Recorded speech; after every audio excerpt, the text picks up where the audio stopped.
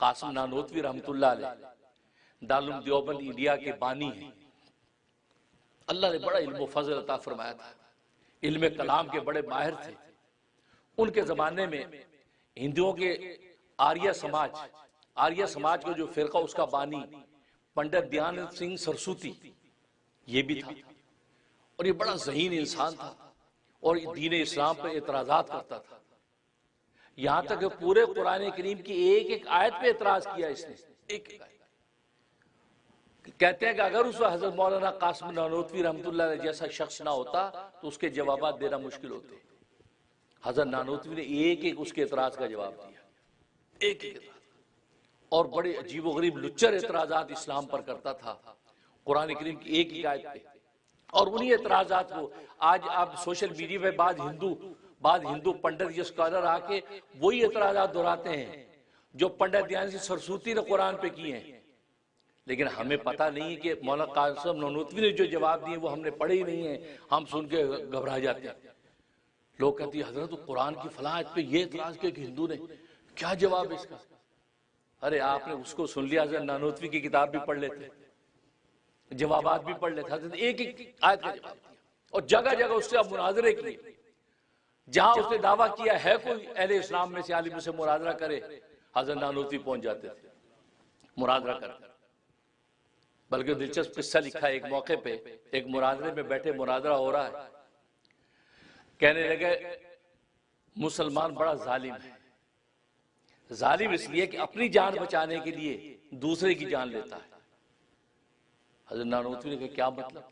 کا مطلب اپنی جان بچانے کے لیے آپ جانور کی جان لیتے ہیں، جانور ذبح کرتے ہیں، اس کا خون جان لے لیتے ہیں، اپنی جان بچانے اس کا گوشت کھاتے ہیں. کہ ظاہر ہے کہ ہندو بامر تو گوشت نہیں کھاتے نا، وہ تو ویجیٹیرین سبزی. تو کہا کہ تم لوگ جو ہے نا بڑے ظالم ہو کہ اپنی جان بچانے کے لیے جانور معصوم جانوروں کی جان لیتے ہو. لہذا اس ظلم کا کیا جواب ہے؟ ان کا خون تمہارے خون جیسا، ان کا دیکھنا تمہارے جیسا، ان کا بولنا تمہارے جیسا، سننا سارے حواس ان جانوروں میں بھی ایسے جیسے انسانوں میں ہیں. تو پھر کیا تمہیں پرائرٹی اور ترجیح حاصل ہے؟ تم جانوروں کو ذبح کر کے اپنی جان بچاتے ہو. یہ اعتراض کیا. اب جب یہ اعتراض کیا تو ظاہر پورا مجمع حیران، ہندو مسلمان سب موجود ہیں. حضرت نانوتوی اس کے پیروں کی طرف دیکھا، اس نے پیروں میں چمڑے کے جوتے پہنے ہوئے تھے. وہ ناگرا بولتے ہیں، ناگرا چمڑے کا جو پنجابی ٹائپ جوتا ہوتا ہے وہ پہنا ہوا. حضرت فرمایا پنڈت جی ہم تو نیرے ظالم ہی ہیں، ہم تو نیرا ظلم ہی کرتے ہیں جانوروں پہ، آپ تو ظلم کرنے کے ساتھ ذلیل بھی کرتے ہیں ان کو، آپ ان جانوروں کو ذلیل بھی کرتے ہیں. کہتے ہیں کیا مطلب؟ کا مطلب ہے کہ آپ نے چمڑے کے جوتے پہنے ہوئے ہیں، یہ چمڑا کسی جانور کا تو ہوگا، کسی جانور کا تو ہوگا، گائے کا ہوگا، بھینس کا ہوگا، اونٹ کسی جانور کا تو چمڑا ہوگا. اس جانور کو ذبح بھی کیا گیا ہوگا، ہلاک کرنے کے بعد اس کے چمڑے کا جوتا بنا ہوگا. آپ نے اس کے ساتھ کیا کیا؟ ظلم بھی کیا اور پاؤں کے اندر جوتا بنا کے ذلیل بھی کیا. آپ تو ڈبل مجرم ہیں، اس ڈبل جرم کا جواب دیجیے. ظاہر ہے نعرہ تکبیر لگ گیا. اور پھر اس کے بعد فرمایا پنڈت جی آپ کو تو سبزی کے جوتے پہننے چاہیے، آپ کو چمڑے کے جوتے نہیں پہننے چاہیے، آپ سبزی کے جوتے، چونکہ آپ ویجیٹیرین ہیں نا تو سبزی کے جوتے پہننے، آپ چمڑے کے جوتے کیوں پہنتے ہیں؟ پنڈت جی لاجواب ہو گئے. میں نے بھی یہاں بہت سال پہلے ایک ہندو کو یا سکھ تھا تو اس کو میں نے یہ بات کہی تھی، انہیں یہ بات کی کہ نہیں جانوروں کو یہ ہلاک کرنا یہ ظلم. وہ چمڑے کے جوتے، ظاہر یہاں سب بوٹ پہنتے ہیں، میں کہ چمڑے کے جوتے آپ نے پہنے، یہ آپ تو ذلیل بھی کر رہے ہیں، آپ سبزی کے جوتے پہنے. تو انہیں جوتے دیکھے اپنے سوچ میں پڑ گیا. کہا لگا نہیں یہ ہور گل ہے، پنجابی میں کہا یہ ہور گل ہے. میں کہ یہ ہور گل کیوں؟ تو وہ سیم گل ہے. چمڑے کے جوتے کسی جانور کے تو ہوں گے، جانور ذبح بھی ہوگا، کٹا بھی ہوگا. آج جس گاؤں ماتا کو آپ پوچھتے ہیں اس گاؤں ماتا کا چمڑا ہو سکتا ہے، اس گاؤں ماتا کی جو چمڑا پیر میں لے کے پھر رہے ہیں آپ، گاؤں ماتا کو آپ ذلیل بھی کر رہے ہیں. جہاں آپ گاؤں ماتا کر رہے ہیں وہاں ذلیل بھی کر رہے ہیں. اس کا جواب نہیں آیا پھر آج تک. کہتا میں پنڈت سے پوچھ کے بتاؤں گا. اس کا جواب تو حضرت نانوتوی کو پنڈت دیانند سنگھ سرسوتی نہیں دے سکا. تو کہنے کا مطلب اس انداز سے حضرت نانوتوی نے قدم قدم پر پنڈت جی کو جو ہے وہ تعاقب کیا. نے جو ہے وہ کینیڈا سے کال کیا اور اپنا جو ہے وہ خواب شیئر کیا۔ سب سے پہلے تو آپ کی محبت کا شکریہ، ظاہر ہے کہ آپ لوگوں کے لیے پروگرام ہے، آپ لوگ جتنی محبت اور پذیرائی دیتے ہیں اتنے زیادہ جو ہے ہمارے پروگرام کو جو ہے مزید ترقی اور تعمیر ملتی ہے، اور ہم بھی شوق و ذوق کے ساتھ اچھے سے اچھے مضامین لاتے ہیں۔ باقی جو خواب دیکھا، خواب آپ کے بیٹے کے حق میں بھی بہت اچھا ہے، انشاءاللہ اس کو کامیابیاں ہوں گی، خوشحالیاں ہوں گی، اور وہ زندگی میں جو حاصل کرنا چاہتا ہے اللہ تبارک و تعالی اس کو عطا کریں گے۔ اگر کوئی تنگی پریشانی کوئی رکاوٹ ہے اس کے کسی کام میں، کسی امتحان میں، کسی اس میں، تو انشاءاللہ وہ زندگی کی رکاوٹ دور ہو جائے گی۔ باقی آپ نے وزیر اعظم پاکستان عمران خان کو دیکھا اور اس کے حوالے سے جو گفتگو اس نے کی ہے، جو چیزیں ہیں سبزی جیسے کہ وہ پیش کر رہا ہے، تو اس کا مطلب عمران خان جو ہے وزیر اعظم اس کے حق میں بھی بہت اچھا ہے۔ اس کی شخصیت کی جو ہے وہ خوبصورتی پتہ چلی ہے، اس نے کہا میں خیانت نہیں کرتا ہوں، اس کا مطلب وہ اپنی سیلف شخصیت کے اعتبار سے جو ہے وہ گویا کہ کرپٹ انسان نہیں ہے، بلکہ وہ ایک جو ہے وہ دیانتدار آدمی ہے اور ملک و قوم کے لیے اور رعایا کے لیے اچھا سوچنا چاہتا ہے۔ وہ الگ بات ہے کہ سسٹم اس کو کس طرف لے کے جاتے ہیں، یا یہ وہ کر نہیں پاتا ہے، یا یہ اس کے دائیں بائیں کو ایسے لوگ ہیں جو اس منزل کو حاصل نہیں کرنے دینا چاہتے، اس وجہ سے جو ہے فزیکلی بیداری کی زندگی میں ملک میں کوئی ایک بہتری کی منزل نظر نہیں آتی، لیکن اٹسیلف جو ہے اس خواب کے اندر جو ہے اس کی شخصیت کا ایک اچھا تعارف سامنے آیا ہے کہ وہ جو خیانت نہیں کرتا اور وہ اچھی دعائیں دے رہا ہے۔ اس کا رعایا کے بارے میں جو ہے وہ اچھے خیالات جذبات رکھتا ہے اور چاہتا ہے کہ وطن عزیز جو ہے وہ کسی کامیاب منزل تک پہنچے، اور ہم دعا گو ہیں کہ اللہ تبارک و تعالی ہماری اس حکمران کو جو ہے اس کامیاب منزل تک پہنچائے، اور جو ہرڈلز ایسے آ رہے ہیں جو ملک و قوم کے لیے نقصان دہ ہیں وہ ہرڈلز دور ہو جائیں، اور اللہ تبارک و تعالی اس سے کام لے لے اور جو پاکستان تعمیر و ترقی کی طرف جائے۔ اور باقی آگے جو آپ کی جو صورتحال آپ نے کپڑے دیکھے اور زرد رنگ دیکھا، اس کا مطلب آپ کے لیے خیر و خوشحالی کی علامت ہے۔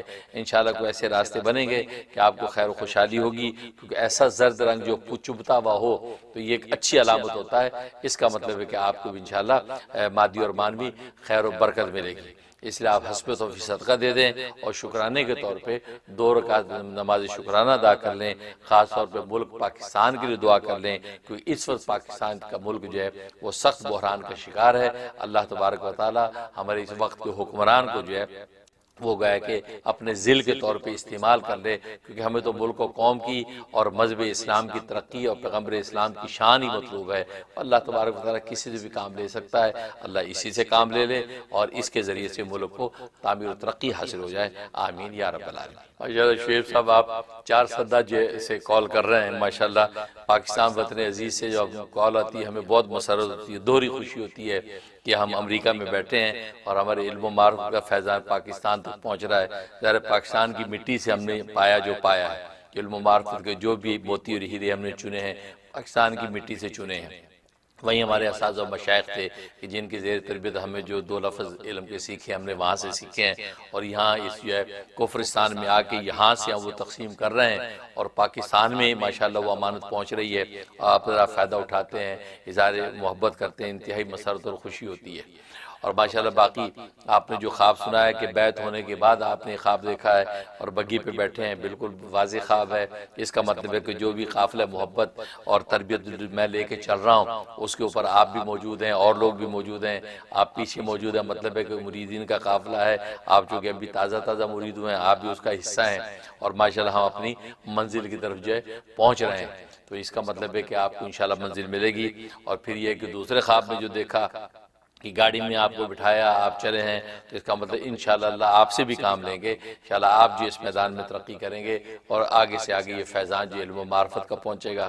اور پھر یہ اس کے اندر حضرت شیخ الحدیث جو آپ کے مولانا ادریس صاحب ان کا دیدار ہوا، اور ان کو بھی میں نے آپ کے ذریعے سے دعوت دی کہ ہمارے پروگرام میں شریک ہوں۔ اس کا مطلب ہمارے یہ پروگرام میں انشاءاللہ اور ترقی کریں گے کہ جس میں اتنے بڑے محدث اور مفسر جن کو شرکت کی دعوت میں نے دی، اس کا مطلب یہ پروگرام انشاءاللہ اور ترقی کریں گے اور نیک لوگوں کی دعائیں ملیں گی۔ ماشاءاللہ بہت خوبصورت آپ نے یہ خواب دیکھا ہے، ہمیں مسرت ہوئی۔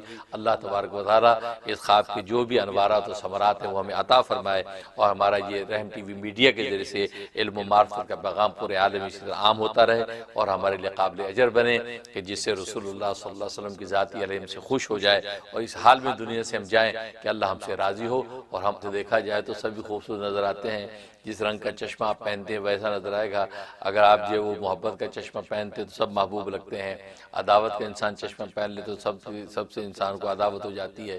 آپ ذرا چونکہ محبت کے چشمے سے مجھے دیکھتے ہیں تو میں آپ کو خوبصورت لگتا ہوں، اور میں اللہ سے یہ دعا کرتا ہوں کہ اللہم انت حسنت خلقی فحسن خلقی، کہ جو آئینہ دیکھتے ہوئے دعا پڑھنا مسنون ہے کہ اللہ جیسے تو نے میری صورت کو خوبصورت بنایا، یا اللہ میری سیرت کو بھی خوبصورت بنا، یا اللہ میری تخلیق جیسے تو نے خوبصورت بنائی، یا اللہ میری جو ہے وہ میرے اخلاق کو بھی خوبصورت بنا۔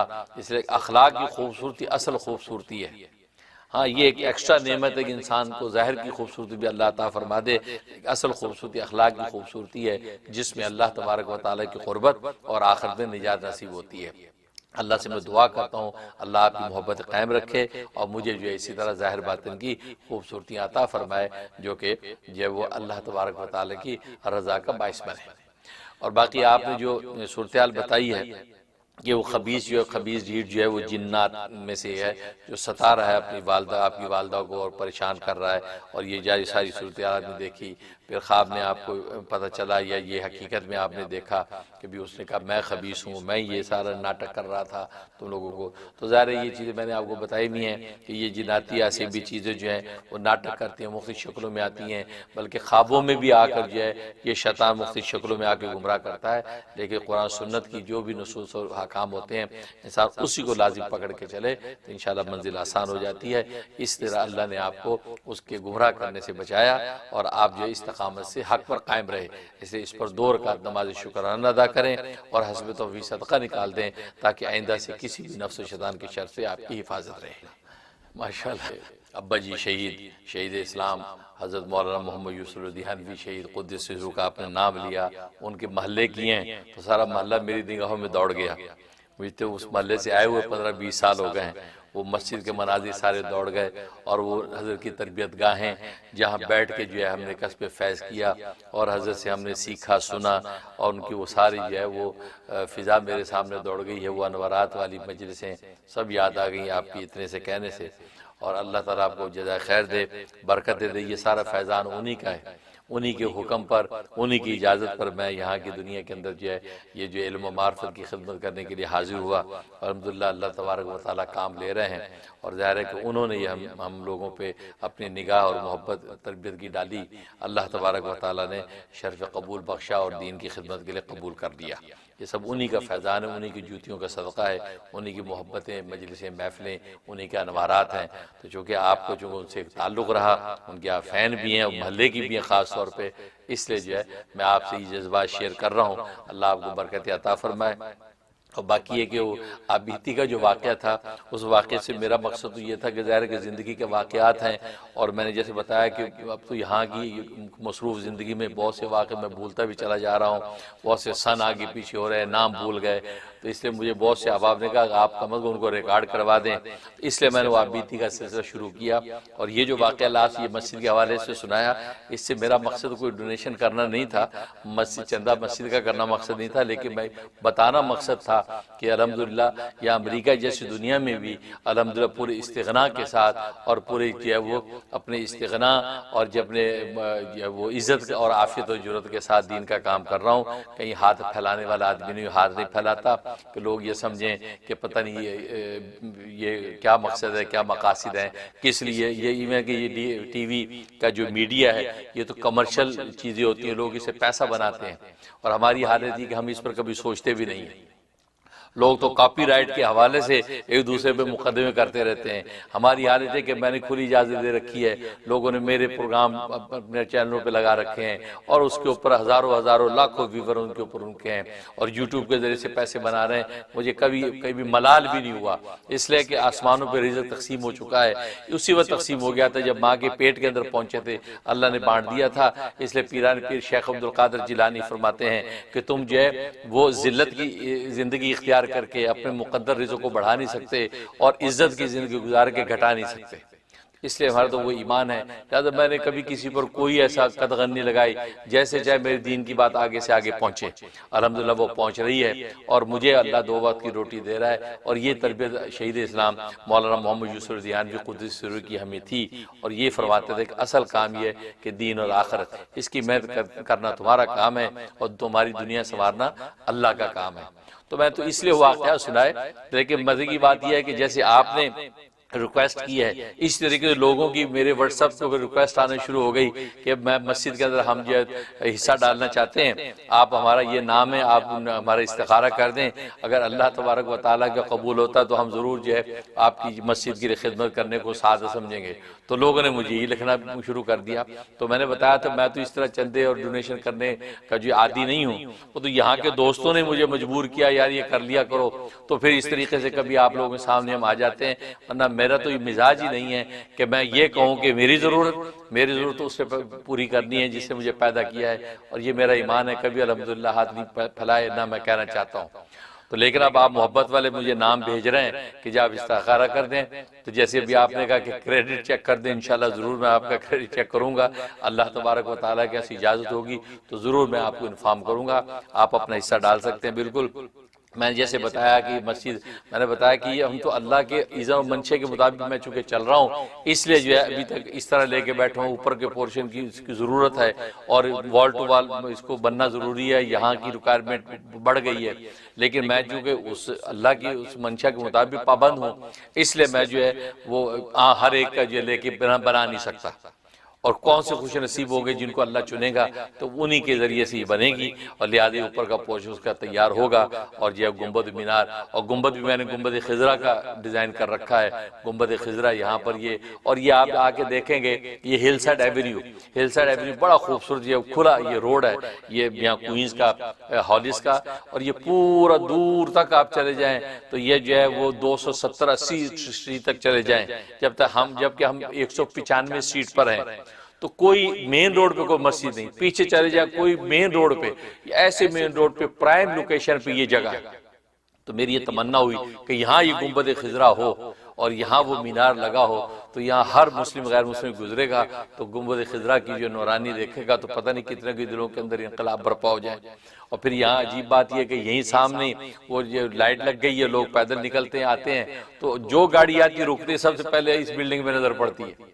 تو اللہ کی طرف سے آسمان ایسے بنے ہوئے ہیں کہ کل کو اگر یہاں گنبد خضرا ہو تو میں تو ایسا ڈیزائن سوچ رکھا ہے. تو اس لیے کسی خوش نصیب سے اللہ کام لے. تو لوگوں تو دبئی تک سے مجھے جو لکھنا شروع کر دیا کہ آپ جو وہ ہمارا کریڈٹ چیک کر لیں تو ہم جو آپ کی مسجد میں حصہ ڈالنا چاہتے ہیں. تو میں نے کوئی مسجد کا اعلان نہیں کیا تھا کہ آپ اس میں حصہ ڈالیں، تو میں تو اپنا جیسے ایک واقعہ بیان کیا میں نے. لیکن اب آپ حضرات کی محبت ہے، یہ محبت ہے جو آپ سے یہ کام کروا رہی ہے. اللہ تبارک و تعالیٰ آپ کو خوب برکت عطا فرمائے اور زیادہ سے زیادہ جو ہے آپ حضرات کو نوازے اور ہماری اس قافلہ محبت میں حصے دار بنائے. باقی آپ کے بیٹے کا جو معاملہ ہے اس کے لیے نوٹ کر لیں، آپ نے سورہ فاتحہ پڑھنی ہے 7 مرتبہ پڑھنی سورہ فاتحہ. اور جب اہدنا الصراط المستقیم پر پہنچے تو اہدنا الصراط المستقیم کو آپ نے 21 مرتبہ دہرانا ہے. 21 مرتبہ دہرا کے پھر آپ آمین تک یہ فاتحہ پوری کرنی ہے. تو یہ پڑھ کے جو آپ نے پانی پہ دم کرنا ہے، اور پڑھنی اس طریقے سے کہ پانی جو بھی اس کو پلانا ہے یا جو بھی کھانا ہے جو دینا ہے وہ اپنے بالکل سانس کے قریب رکھنا ہے. اور اس طرح کر کے بسم اللہ الرحمن الرحیم الحمدللہ رب العالمین الرحمن الرحیم اس طریقے سے آپ نے آمین تک فاتحہ پڑھنی ہے. جب اہدنا الصراط المستقیم پہ پہنچے تو اس کو 21 مرتبہ دہرانا، پھر آگے جانا ہے. اس طرح دم کرے، کھانا ہو پانی ہو کوئی بھی چیز ہو وہ اس کو کھلانا. بس انشاءاللہ اللہ کی رحم سے بہت جلدی اس کے دل میں انقلاب آئے گا، ہدایت کے راستے پہ آئے گا اور بے رغبتی کی زندگی چھوڑ دے گا. یہ 41 ڈیز آپ نے پابندی سے عمل کرنا ہے. میں بھی دل سے دعا کرتا ہوں کہ اللہ تبارک و تعالی میرے بزرگان دین خاص طور پہ حضرت مولانا محمد یوسف رضیانوی شہید رحمۃ اللہ علیہ کے صدقے اور طفیل سے، کہ جن سے آپ کا بھی ایک تعلق ہے، ان کے صدقے اور طفیل سے اللہ آپ کے بیٹے کو نیک صالح بنا دے، ان کے دل کو پاک کر دے، اس کے ظاہر باطن کو پاک کر دے، اور پاک خدا کی طرف پاک محبت حاصل کر لے، اور اللہ اس کو اپنے ولیوں میں شامل کرے. آمین یا رب العالمین. ناظرین وقت ہوا ہے کمرشل بریک کا. بریک بھی جانے سے پہلے ہم شکر گزار ہیں ڈاکٹر ثنا قریشی فلوریڈا سے ڈاکٹر ثنا قریشی جو ہے انہوں نے ہمارا پروگرام سپانسر کیا ہے اور ہمیشہ وہ ہماری رحم ٹی وی کے ساتھ تعاون کرتی ہیں اور ہمارے دیگر جتنے کام ہیں ان دین کے کاموں میں شب و روز بڑھ چڑھ کے حصہ ڈالتی ہیں۔ ہم ڈاکٹر ثنا قریشی کے خوبصورت نصیب کے لیے دعا کرتے ہیں، اللہ ان کے لیے بہترین خوبصورت رشتے کا بھی انتظام کرے اور اللہ ان کی ظاہری بات میں زندگی کو خوشگوار بنائے۔ جس طریقے سے وہ ہماری دینی کاموں میں ہمارے ساتھ ساتھ ہیں، سبحان اللہ، یہ ہر ایک کو حوصلہ نہیں ہوتا۔ ہم ان کی جو ہے شاندار زندگی کے لیے دعا گو ہیں کہ ان کو اللہ تعالیٰ بہترین رشتہ عطا فرمائے۔ اپنے فیلڈ کی بڑی ماہر ڈاکٹر ہیں اور ینگ ہیں، لیکن اس ینگ ایج کے اندر انہوں نے بہت اچھے طریقے سے اپنی فیلڈ کی پریکٹس کی ہے اور زبردست آج ایک ہاسپٹل کی جو ہے وہ ڈائریکٹر بن کے بیٹھی ہیں فلوریڈا میں۔ ہم ان کے لیے دعا گو ہیں کہ اللہ ان کو برکتیں دے اور یہ خاص طور پہ ہماری دینی کاموں میں ان کے حصہ۔ ہمارا دوسرا سیگمنٹ تھا روشن قندیلیں، جس کے تحت ہم فقہ کے واقعات میں سے کوئی واقعہ جو ہے وہ شیئر کرتے تھے اور ان کے واقعات زندگی کو مشعل راہ بناتے ہیں۔ آج ہم واقعہ پھر پیش کریں گے امام اعظم ابو حنیفہ رحمہ اللہ تعالیٰ کا۔ امام اعظم ابو حنیفہ رحمہ اللہ تعالیٰ کو اللہ تبارک و تعالیٰ نے بڑی منفرد شخصیت کا مالک بنایا تھا۔ ظاہری حسن و جمال و وجاہت بھی خوب عطا کی تھی اور باطنی علم و معرفت کے تو کیا ہی کہنے ہیں، ان کا علم و معرفت کا فیضان پوری دنیا میں پھیل رہا ہے اور پوری دنیا میں سب سے زیادہ ان کے پیروکار اور چاہنے والے پیدا ہوئے۔ امام اعظم ابو حنیفہ کو ظاہری مال و دولت بھی اللہ نے خوب عطا کر رکھی تھی کہ آپ کپڑے کے بہت بڑے تاجر بھی تھے اور وقت کے بڑے بڑے فقہ اور محدثین جو ہے ان کو ہر مہینے تحائف بھیجتے تھے اور ہر سالانہ جو آپ جو ہے بغداد کے جو ہے کوفہ کے جتنے یتیم و غربا بیوہ ان کی جو ہے مدد کیا کرتے تھے۔ بڑی اللہ نے ان کو شان عطا کر رکھی تھی۔ لیکن ظاہر ہے کہ جب اللہ تبارک و تعالیٰ کسی کو اتنے بلند مقام عطا کرتے ہیں، ظاہری باطنی کمالات دیتے تو حاسد بھی اسی نسبت سے پیدا ہوتے ہیں۔ لہذا آپ کی زندگی میں آپ کے بڑے حاسد تھے اور آپ کے ساتھ جو ہے وہ جو ہے مخالفت کرنے والے، آپ کے نظریات پہ اعتراض کرنے والے، آپ سے بحث مناظرہ کرنے والے بھی بڑے پیدا ہوئے۔ لیکن ادھر اللہ تبارک و تعالی نے باطنی اخلاق اس قدر بلند عطا کر رکھے تھے، آپ میں تحمل، بردباری، برداشت اس قدر کہ سبحان اللہ آپ کو غصہ نہیں آتا تھا، بردباری کے ساتھ آپ معاملات کو ٹیکل کرتے، پورے جو ہے خندہ پیشانی کے ساتھ دوستوں دشمنوں خندہ پیشانی کے ساتھ پیش آتے۔ یہ آپ کی شان۔ ایک مرتبہ آپ درس دے رہے تھے تو مسجد میں درس دیتے، درس دینے کے دوران آپ کے کوئی مخالف کھڑا ہو گیا اور آپ پر اعتراض کرنے لگا، خوب ایسا اعتراض کہ آپ پر خوب برا بھلا یہاں تک گالی گلوچ تک آ گیا، لیکن آپ خاموش سنتے رہے۔ شاگرد بڑے سیخ پا ہوتا، آپ نے شاگردوں کو اشارہ کر دیا خاموش، اس کو بولنے دو، بولتا رہا۔ اس کے بعد آپ کے درس کا وقت ختم ہوا، آپ جب نکلے تو اب وہ آپ کو پھر گالیاں دینے شروع کر دی، پھر برا بھلا کہہ رہا ہے۔ آپ اپنے جو ہے وہ چپل پہنی، اب مسجد سے نکلے اور خاموش چلے جا رہے اور ساتھ ساتھ وہ برا بھلا کہہ رہا ہے۔ شاگرد آپ کے ساتھ ہے لیکن آپ کے حکم کے پابند ہیں، اس کو کچھ کہہ نہیں پا رہے، یہاں تک کہ آپ کا گھر آ گیا۔ آپ گھر کے دروازے پہ کھڑے ہو گئے اور فرمانے لگے کہ دیکھو بھائی یہ میرا گھر آ گیا ہے، ابھی مزید کچھ کہنے کا ہے تم کہتے رہو، اپنا کہنا پورا کر لو، اس لیے کہ میں جب اندر چلا جاؤں گا تو پھر تمہیں کہنے کا موقع نہیں ملے گا، ابھی اور جو بھی تمہارے دل کے اندر بھڑاس ہے وہ بھڑاس پوری کر لو، اگر پوری ہو گئی ہے تو مجھے اجازت دو میں اپنے گھر چلا جاؤں۔ جب یہ بات کی تو وہ بڑا شخص شرمندہ ہوا اور جناب وہ منہ لٹکا کے وہاں سے نکل گیا۔ تو علماء نے لکھا کہ دیکھو یہ ہے تحمل و بردباری، اور یہ ہوتی ہے عالم کی شان۔ جو حقیقی عالم وہی ہوتا ہے کہ جیسے درخت کے اوپر پھل جب لگتا ہے تو پھل جھکتا ہے، وہ پھل جھکتا ہے کیونکہ وہ پھلوں کا وزن ہے، اور جس پہ پھل نہیں ہوتے ٹونڈ موڑ وہ کھڑا رہتا ہے۔ تو فرمایا کہ جس عالم کے علم میں، علم و معرفت میں جتنا زیادہ جو وزن ہوتا ہے، جتنا اللہ تبارک و تعالی اس کو وسعت نظر عطا کرتے ہیں، اس کے اندر اتنی تواضع انکساری ہوتی ہے، اتنی بردباری برداشت ہوتی ہے، اتنا اس کا ضرب وسیع ہوتا ہے۔ تو دیکھو امام اعظم ابو حنیفہ کہ ان کے سامنے ایک شخص برا بھلا کہہ رہا ہے، شاگرد بھی موجود ہیں، لیکن آپ بالکل خاموش، اور آخر میں اس کو کہہ رہے بھی اور کچھ ہے تو کہہ لو ورنہ میں اپنے گھر چلا جاؤں گا، تمہیں خواہ زحمت ہوگی۔ وہ آپ کے اس حسن اخلاق سے اتنا جو شرمندہ ہوا اور وہاں سے چلا گیا۔ تو دیکھو یہ تبھی پھر آج امام ابو حنیفہ کو امام اعظم بنایا اور پورے عالم میں ان کا ڈنکا بج رہا ہے۔ اس لیے میرے دوستو بزرگوں، اصل زندگی یہ ہے کہ انسان میں بردباری اور برداشت ہونی چاہیے۔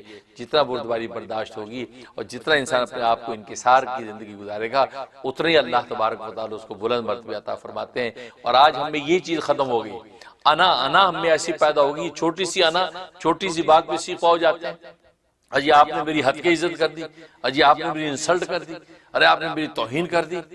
کیا پدی اور پدی کا شوربہ، یہ ناپاک پانی کے قطرے سے بنے ہوئے انسان کی کیا عزت ہے، کیا حیثیت کیا ہے؟ یہ تو اس کی ستاری کا پردہ ہے کہ اس نے ہمیں ڈانپ رکھا ہے۔ وہ اگر ایک تھوڑا سا کٹ لگ جائے اور خون نکل آئے، یہ اس قابل پھر نہیں رہتے کہ ہم اللہ کی نماز پڑھ سکیں، اس قابل نہیں رہتے کہ سجدہ دے سکیں۔ یہ اتنا نجس خون ہر وقت پوری رگوں میں دوڑ رہا ہے، نجس خون اٹھا کے پھرتے ہیں، اور پیٹ کے اندر دیکھو گو اٹھا کے پھرتے ہیں۔ ناز کس بات کا ہے؟ وہ جب وہ خوشبوئیں سونگتے ہیں، ناک سے خوشبوئیں سونگتے ہیں، اگر وہ خوشبو جو ہے وہ ہوا بن کے نکلے تو بدبو کا ڈھیر ہے۔ 2 دن غسل نہ کریں تو بغلوں میں بدبو آنے لگے، اپنی بدبو سے انسان پریشان ہو جائے۔ تو حیثیت کیا ہے ہماری؟ یہ تو اس کی ستاری کا پردہ ہے کہ اس نے ہمیں ڈھانپ رکھا ہے۔ تو جو غصہ اور خفا کس بات پہ؟ انسان اپنی حقیقت کو دیکھے۔ اس لیے قرآن میں اللہ تبارک و تعالیٰ نے فرمایا وَفِي أَنفُسِكُمْ أَفَلَا تُبْصِرُونَ، کیا تم اپنے آپ کو دیکھتے نہیں؟ جب اپنے آپ کو دیکھو گے تو پھر مجھے پالو گے، اس لیے کہ تمہیں اپنا جب پتہ نظر آئے گا۔ اور حیثیت انسان کی ہے کیا؟ تو ایک بزرگ فرماتے ہیں کہ اللہ نے یہ چمڑی کا ڈسٹمبر پھیر رکھا ہے، یہ ڈسٹمبر اگر اتار دے چمڑی کا تو اندر سے ایسا بھیانک چہرہ نکلے کہ پتہ ہی نہ چلے گورا کون اور کالا کون ہے۔ یہ چمڑی کا ڈسٹمبر، جیسے دیوار سے ڈسٹمبر اتر جائے تو کیسی نکل آتی ہے، بالکل اسی طریقے سے یہ چمڑی کا ڈسمبر۔ اب گوری چمڑی ہے تو گورا لگتا ہے، کالی ہے تو کالا لگتا ہے۔ تو ناز کس بات ڈسمبر ہٹا دو تو نیچے سے یہ وہ دو سب کی شکلیں ایک لگیں گی، نہ خوبصورت کا پتہ چلتا نہ بدصورت کا۔ آپ کتنے سکیلیٹن ہاسپٹلوں میں ڈاکٹرز کے پاس دیکھتے ہیں، کسی سکیلیٹن کو دیکھ کے، اس ڈھانچے کو دیکھ کے آپ لگا سکتے ہیں اندازہ کہ یہ خوبصورت تھا کہ بدصورت تھا؟ کچھ پتہ نہیں۔ یہ حقیقت ہے، وہ ایک ڈھانچہ ہڈیوں کا ہے، یہ گوشت پوش اللہ نے اوپر لگا کے پردہ ڈال دیا۔ ناز کس بات کا؟ اس سے انا برداشت پیدا کرو، انا نہ مٹاؤ اپنے آپ کو۔ جو اپنے آپ کو مٹا کے چلتے ہیں، اپنے آپ کو کم تر سمجھ کے چلتے ہیں، اللہ تبارک و تعالیٰ انہی کو اٹھاتا ہے، انہی کو بلند کرتا ہے کہ مٹا دے اپنی ہستی کو۔ اگر کچھ مرتبہ چاہیے کہ دانہ خاک میں مل کر گلے گلزار ہوتا ہے۔ اس لیے تو امام الاولیاء حضرت مولانا احمد علی لاہوری رحمہ اللہ تعالی یہ تہجد کے وقت میں یہ دعا کیا کرتے تھے کہ صدقے میں تیرے ساقی مشکل آسان کر دے، صدقے میں تیرے ساقی مشکل آسان کر دے، ہستی میری مٹا دے، خاک بے جان کر دے۔ ہستی مٹاؤ، جب ہستی مٹائی تو پھر دیکھو امام ابو حنیفہ کو امام اعظم بنا دیا، وہ پورے عالم میں ڈنکا بجا ہے۔ اللہ سے دعا ہے کہ اللہ تبارک و تعالی ہمیں جو ہے پست رہ کے اپنے آپ کو مٹا کے چلنے کی توفیق عطا فرمائے، اور جس سے مٹایا اللہ نے انہی کو اٹھا دیا ہے۔ اللہ تبارک و تعالی عمل کی توفیق عطا فرمائے۔ ماشاءاللہ پیدا کردہ مخلوق ہیں، اور میں نے بتایا کہ ہماری حقیقت کیا ہے۔ یہ پانی کے قطرے سے پیدا ہوئی مخلوق، یہ ناز کس بات کا ہے؟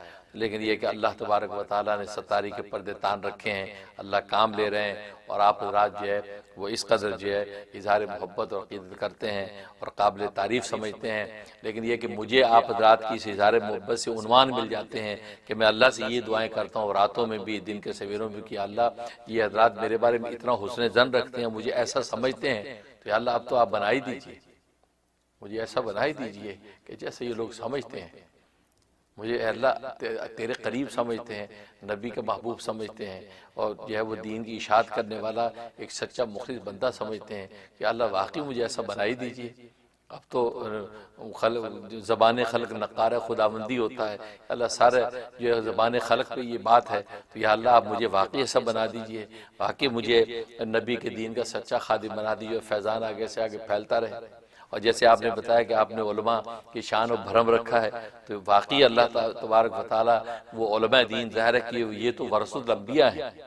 خود نبی کریم صلی اللہ علیہ وسلم ارشاد فرما دیں کہ العلماء ورثۃ الانبیاء، علماء کی یہ شان ہے کہ وہ نبیوں کے وارث ہیں۔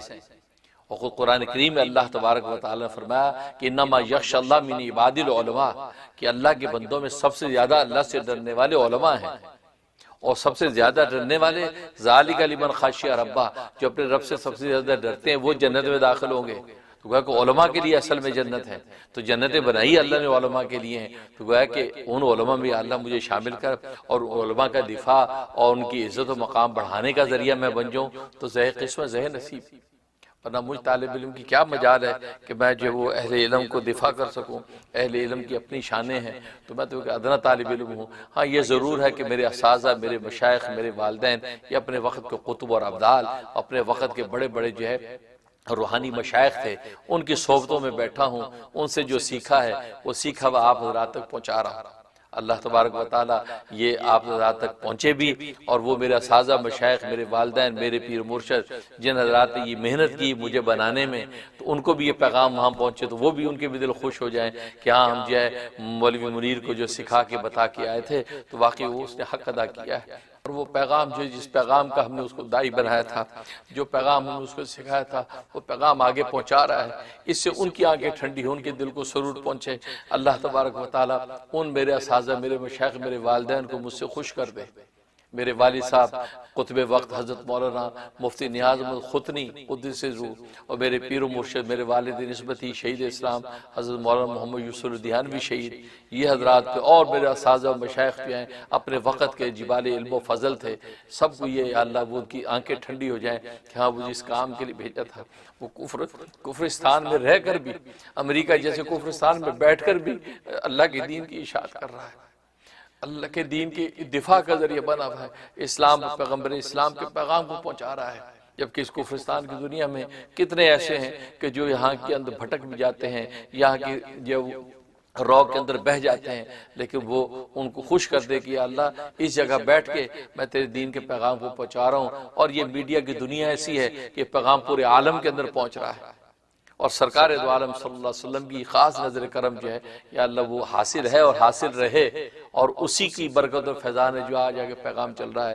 اور رسول اللہ صلی اللہ علیہ وسلم کی آنکھیں ٹھنڈی ہو۔ بہت شکریہ ماشاءاللہ عاصم علی صاحب، آپ جو دبئی سے، اور آدھی رات ہے وہاں پہ لوگ بیٹھے ہیں، اب پاکستان میں دیکھ لیں، پاکستان میں میں سمجھتا ہوں رات کا شاید 1:30 بجا ہوا ہوگا، رات کا 1:30 بجا ہوا ہے، وہ بیچارے رات کے 1:30 بجے مجھے دیکھ رہے ہیں، اور دنیا کے خطوں میں اور دبئی کے اندر دیکھیں وہ آپ حضرات 5-6 گھنٹے یہاں کے حساب سے آگے ہیں، تو یہ ساری یہ صرف آپ کی محبت ہے کہ جو آپ کو جگہ بیٹھی ہے، اللہ تبارک و تعالیٰ آپ حضرات کو اس جاگنے کا بہترین بدلہ عطا فرمائے، اور آپ عاصم علی جو مانگنا چاہتے ہیں کہ یا اللہ اس رات کو میں جو جاگے میں آپ، یا اللہ اس جاگنے کی برکت سے وہ عطا فرما دے، آپ کے قلب کو اللہ تبارک و تعالیٰ تواضع کے نور سے منور کر دے، اپنے پیر و مرشد و شیخ کی قدردانی آپ کے دل کے اندر پیدا ہو جائے، ان سے محبت و عقیدت پیدا ہو جائے، یہ اللہ تبارک و تعالیٰ عطا کر دے، اخلاص کی دولت سے آپ کو مالا مال کر دے۔